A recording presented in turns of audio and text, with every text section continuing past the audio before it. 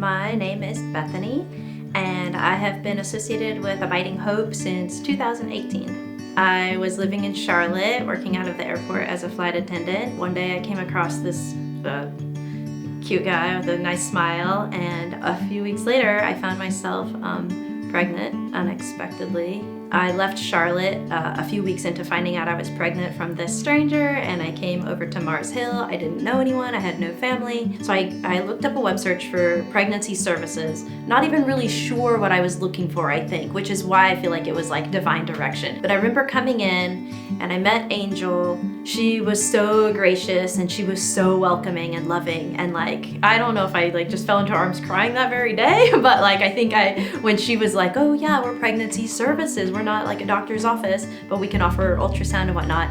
And I was just like, yeah, services, that's what I need. I need support, I think.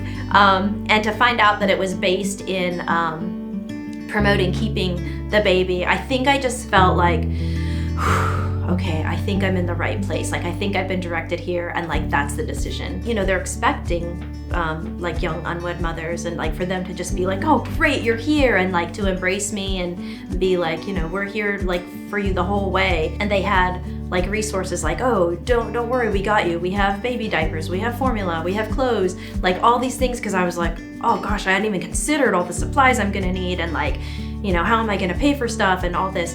So Angel was here, and she was my connection, but it was she had this whole organization behind her that of other donations and stuff, people that strangers that I would never meet, that were there in the community wanting to support people like me who had made drastically poor decisions and was in a situation that we couldn't really help ourselves altogether. I felt all of a sudden I wasn't alone, because prior to that I had felt very alone, especially in the isolation of my decision making. To have somebody to talk to too was so huge. Nobody else really knew from start to finish my little traumatic journey, except for Angel and the center.